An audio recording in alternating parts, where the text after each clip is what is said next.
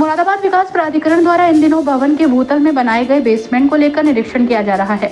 जहां पर मानकों की अनदेखी की गई है, उन बेसमेंट्स को चिन्हित किया जा रहा है। मुरादाबाद विकास प्राधिकरण के उपाध्यक्ष द्वारा कहा गया कि बेसमेंट को लेकर जो शासन के दिशा निर्देश जारी किए गए हैं, हम उन बिंदुओं को लेकर जाँच कर रहे हैं। जिस भवन में बेसमेंट को पहले से स्वीकृति मिली है, जिस कार्य के लिए उन्हें स्वीकृति मिली है, ऐसे भूतलों पर कोई कार्रवाई नहीं होगी। लेकिन जहां पर मानकों की अनदेखी की गई है, तब हम उन पर चिन्हित करेंगे। हमारी मंशा किसी को परेशान करने की नहीं है, बस सुरक्षा के मानकों का ख्याल रखें। इसी बिंदु पर हम काम कर रहे हैं। अगर किसी ने बेसमेंट बनाकर पब्लिक से रिलेटिव गतिविधियों को किया जा रहा है तो वो ठीक नहीं है। ऐसे लोगों को चाहिए कि वो मानवता के हितों को देखते हुए कोई भी ऐसा काम ना करे जिससे जनहानि हो। जैसा कि आप लोग अवगत हैं, अभी हाल ही में एक दुर्घटना जो है, बड़ी दुर्भाग्यपूर्ण घटना दिल्ली शहर में हुई थी, जिसमें जो है 3 निर्दोष लोगों की जान भी चली गई थी।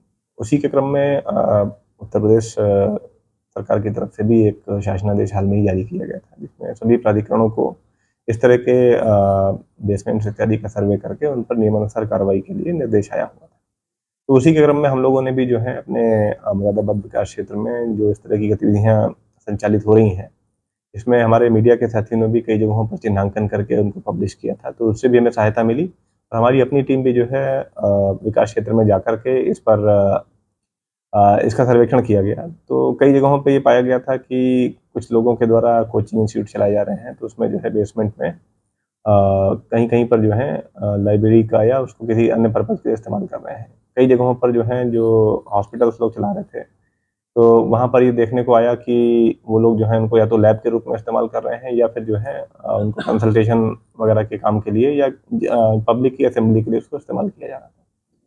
तो यद्यपि बेसमेंट जो है कोई ऐसी इलीगल एक्टिविटी नहीं है, परंतु उसके 2 पहलू हैं। पहला पहलू तो ये है कि अगर आपने जिस प्रयोजन के लिए इसको पास करा रखा है, उसी प्रयोजन के लिए इसको इस्तेमाल करें। प्रयोजन के लिए मैं आपको बताना चाहूँगा कि कई बार लोग पार्किंग के लिए पास कराते हैं, कई बार गोडाउन बनाने के लिए पास कराते हैं।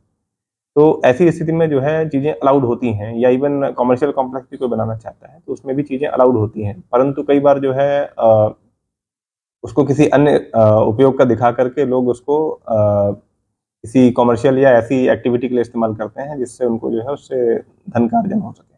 तो एक पहलू उसका ये है, और दूसरा पहलू ये है कि जहाँ पर जो है बेसमेंट पास किए कराए गए नक्शे के अनुरूप नहीं होता है, वहाँ पर वो प्रॉपर रूप से वेंटिलेशन की, अग्निशमन की या एंट्री और एग्जिट की व्यवस्थाएं लोग नहीं करते हैं। तो ऐसी स्थिति में जो है जनमानस का जो जीवन है वो भी खतरे में पड़ता है।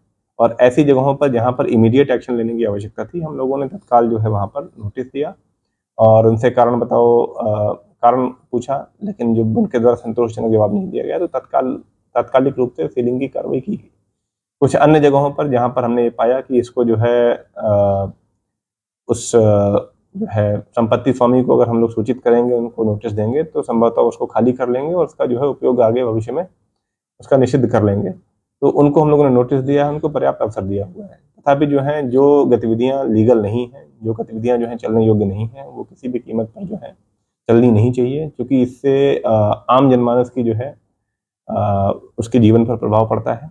तो हम लोगों का लगातार यही प्रयास रहा है कि प्राधिकरण क्षेत्र में जितने भी लोग हैं वो अपना प्रॉपर नक्शा पास कराएं और उसके अंतर्गत ही निर्माण करें। जो पुराना शहर है वहाँ पर पहले लोगों ने बना रखे थे, वो भी डिस्टर्ब है, ऐसे क्या कहना चाहिए? देखिए, इंडिविजुअल कैपेसिटी में किसी का मकान है जो कि काफ़ी पुराना बना हुआ है और उसमें इस तरह का कोई इस्तेमाल हो रहा है जिसमें कि वो निजी तौर पर उसका इस्तेमाल कर रहे हैं, किसी भी प्रकार से पब्लिक का उससे कोई लेना देना नहीं है।